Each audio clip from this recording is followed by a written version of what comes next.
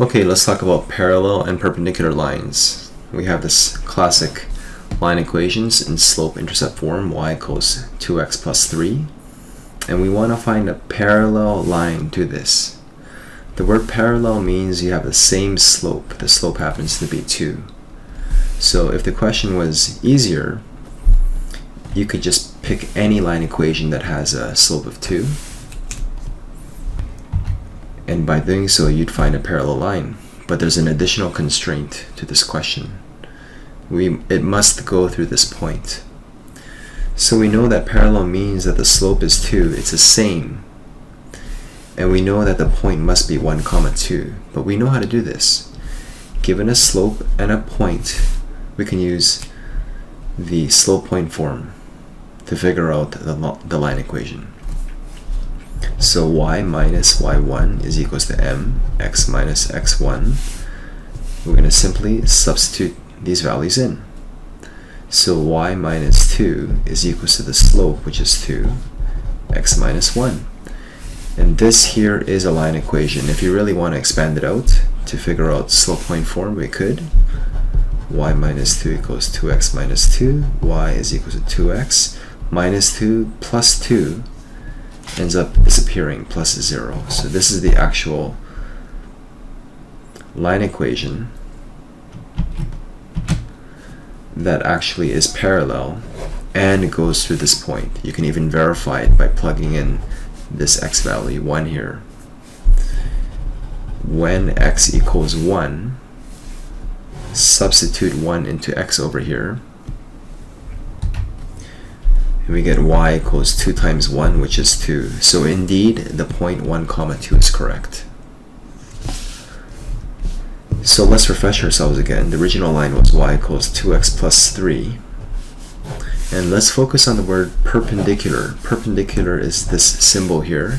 It means 90 degrees to it. Just to understand this problem, let's sketch it. This is 1, 2, 3. This is the y-intercept. And the slope of 2 means, or 2 over 1 means, you go up 2 and 1 to the right. So roughly speaking, this is the original line. And the challenge is to find another line that's perpendicular to this one here, that has an x-intercept of 7. So x is 7. 1, 2, 3, 4, 5, 6, 7. 7 is all the way over here. Now we're not quite sure exactly where to cross this line, somewhere around here. This is just a very rough drawing. And we're somehow supposed to get perpendicular here. This is not an exact drawing, but let's try to at least understand that we're trying to find this line equation over here. So let's focus on what we do know in terms of theory.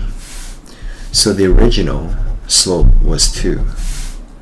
The rule says that the perpendicular slope is going to be the negative reciprocal of the number. The negative version of the number of positive 2 now becomes a negative, and the word reciprocal means 1 divided by that number.